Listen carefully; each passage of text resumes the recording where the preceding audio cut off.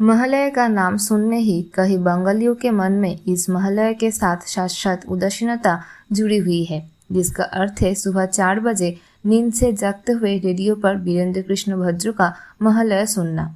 शरद ऋतु की ठंडा हवा के बीच सुबह सुबह महालय मनाने का एक अलग ही आनंद है।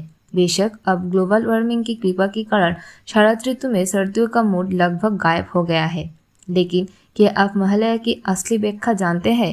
आइए आज इतिहास के पत्ते थोड़ा पलटते हैं। महालय शब्द का अर्थ महान आश्रय या आश्रय। इस शब्द का प्रयोग स्त्रीलिंग शब्द के रूप में किया जाता गया है। कहीं इस दिन पितृपक्ष समाप्त हो जाता है और आवश्यक अंधकार दूर हो जाता है और उज्जवल देवी पक्ष शुरू हो जाता है। इस दिन को हिंदू धर्म में महान आश्रय या महालया कहा जाता है।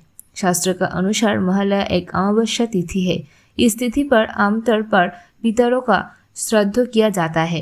साथ ही महालया के दिन देवी दुर्गा को जागृत किया जाता है।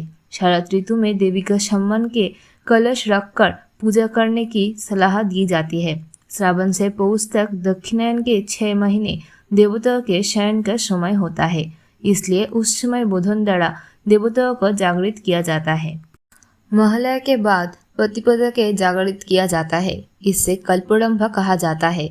हालांकि पूजा के मुख्य गतिविधियां षष्ठी से शुरू होती है, इसलिए इसे षष्ठी कल्पड़ंभ और सप्तमी से विग्रह कहा जाता है। प्रतिपदा के केवल पूजा और चंडी पाठ ही किया जाता है। हिंदू धर्म ग्रंथ के अनुसार यदि आप कहीं शुभ कार्य करना चाहते हैं, यदि विवाह करना चाहते हैं, तो आपको मृत पूर्वजों के साथ साथ संपूर्ण जीवित जगत के लिए तर्पण अंजलि देनी होती है कि महालग्न हमारे जीवन के महालय का संदेश लाता है। लंका पर विजय प्राप्त करने से पहले इसी दिन रामचंद्र ने ऐसा किया था।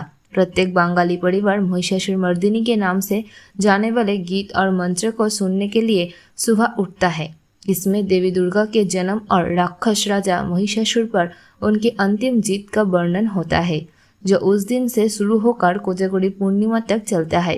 देवी पक्ष 15 दिन का होता है।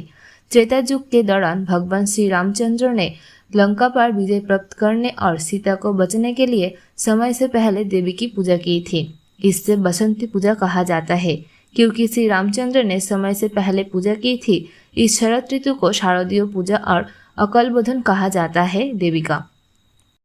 इसलिए हमारा मानना है कि माँ दुर्गा के आगमन से समाज के राक्षसों को हराकर नारी शक्ति की विजय होगी और इसलिए आज महालया तिथि पर माँ दुर्गा के आगमन के शुभ अवसर पर आप सभी को हमारा तोमर पृथ्वी परिवार के तरफ से अग्रिम दुर्गा पूजा का शुभकामना देती है।